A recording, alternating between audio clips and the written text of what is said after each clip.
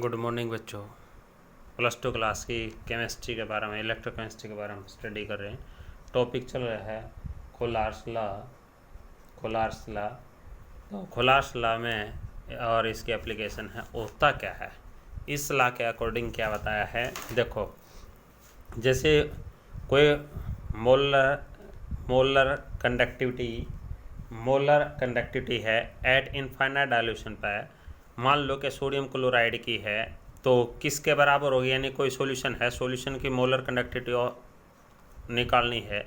तो क्या करते हैं, molar conductivity at infinite dilution पर, ये क्या है, कैटायन, प्लस क्या जगह molar conductivity at infinite dilution पर एनायन। तो इसका मतलब क्या हुआ, कैटायन और एनायन की मोलर कंडक्टिविटी के सम के बराबर होता है सॉल्यूशन की मोलर कंडक्टिविटी। तो अकॉर्डिंग टू दिस लॉ, इस लॉ के अकॉर्डिंग बताता है, अकॉर्डिंग टू दिस लॉ, तो दिस लॉ इस लॉ के अकॉर्डिंग बताता है the limiting molar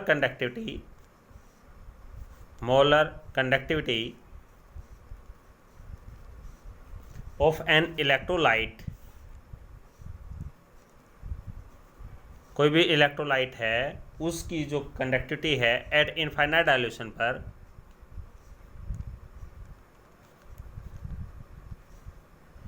infinite dilution is the sum of, किस चीज़ का सम है, यानी इस लॉ के अनुसार कोई भी सॉल्यूशन है, कोई भी इलेक्ट्रोलाइट है, उसकी जो कंडक्टिविटी है वो किसके बराबर होगी, is equal to the sum of the molar conductivity, limiting भी लिख कहाँ, लिमिटिंग मोलर कंडक्टिविटी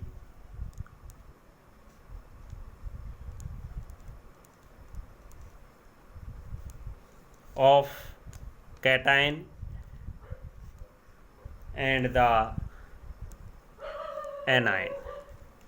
एनायन और कैटायन की जो मोलर कंडक्टिविटी है उसके सम के बराबर होती है, ईच मल्टीप्लाइड बाई, यानी कि साथ के साथ याद रखना है, प्रत्येक को किसके द्वारा मल्टीप्लाई किया जाता है, जितने आयन हो उतने के द्वारा, मल्टीप्लाइड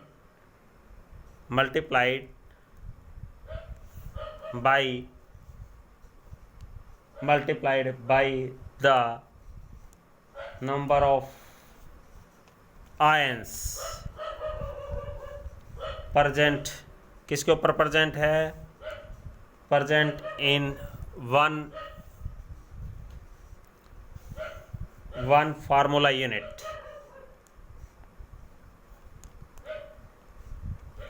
ऑफ द इलेक्ट्रोलाइट। तो बात चल पड़ी कि देखो, जैसे एग्जाम्पल अभी दिया था, किसी molar conductivity at infinite dilution, इसको भी इनफाइनाइट डाइल्यूशन का ही सिंबल बोलते हैं, जीरो को, ठीक है। मान लो कि CH3COOH की निकालनी है, तो क्या करते हैं, molar conductivity at infinite dilution पर एनायन क्या है, CH3CO acetate ion, plus molar conductivity at infinite dilution पर किसकी आ जाएगी, हाइड्रोजन आयन की, ठीक है। तो इसके सम को क्या कहते हैं, कोलार्स लॉ, क्या कहते हैं, कोलार्स लॉ। बात चल पड़ी कि एप्लीकेशन क्या है, ठीक है, application of कोलार्स law.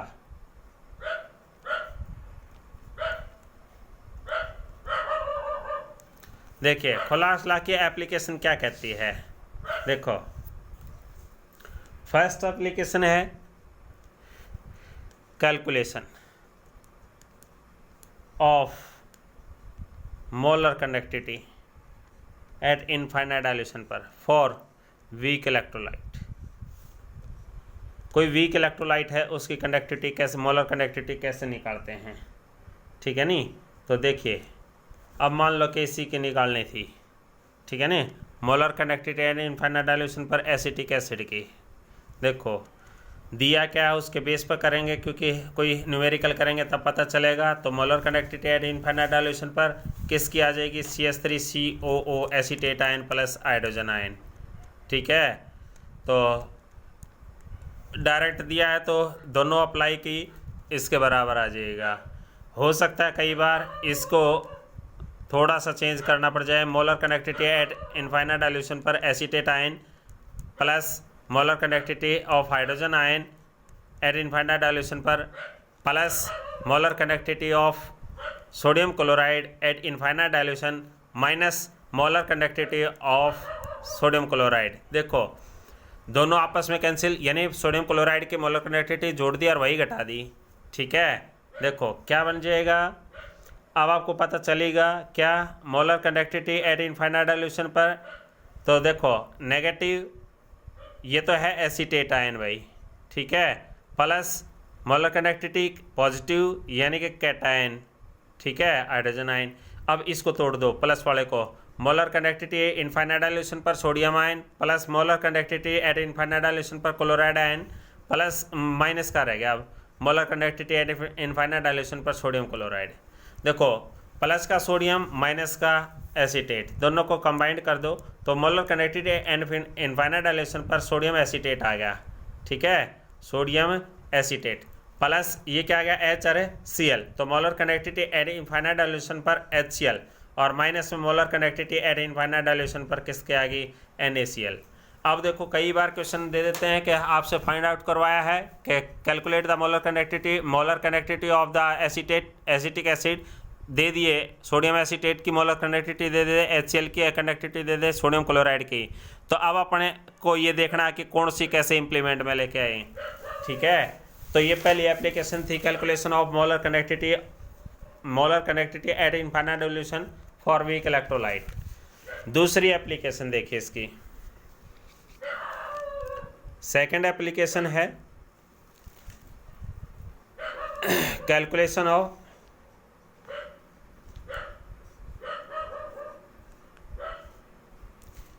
Degree of dissociation.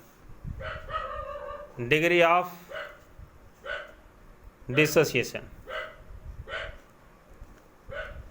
देखिए, तो अब आपको पता चलेगा, वैसे तो डिग्री ऑफ डिसोसिएशन को अल्फा से रिप्रेजेंट करते हैं, तो अल्फा के रिप्रेजेंट करने का मतलब ये हुआ कि देखो फार्मूले के बेस्ड पे डेफिनेशन बना दो। Degree of dissociation is the ratio of the molar conductivity at concentration C to the molar conductivity of the electrolyte या सब्सटेंस का इसका हाँ, कंडक्टेंस का इसका हाँ, ठीक है, तो किसके ऊपर एट इनफाइनाइट डाइल्यूशन पर। तो देखिए calculation of degree of dissociation क्या है, it is the ratio of the molar conductivity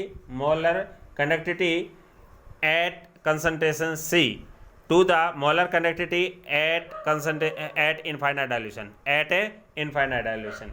ठीक है, एक वर्ड पूछते हैं डिसोसिएशन कांस्टेंट क्या है, तो डिसोसिएशन कांस्टेंट आपने याद रखना है। ठीक है, डिसोसिएशन कांस्टेंट को हम क्या है किससे रिप्रेजेंट करते हैं, Ka से। किससे रिप्रेजेंट करते हैं, Ka से।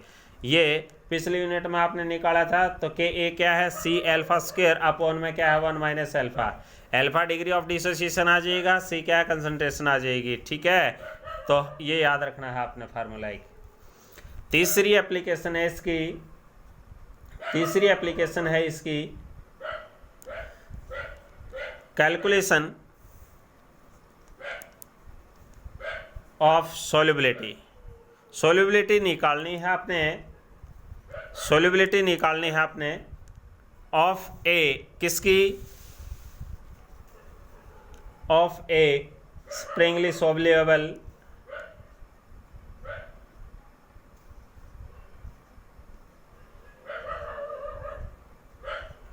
साल्ट में।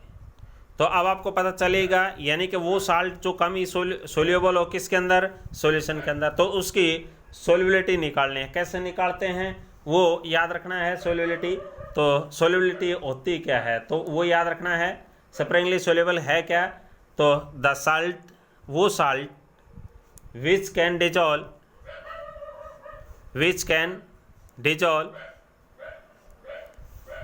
To a very small amount in water। Water के अंदर वो थोड़ी सी मात्रा जो डिजोल्व की गई है साल्ट की, तो उसको क्या कहते हैं, और कॉल्ड स्प्रिंगली सोल्यूबल ऑफ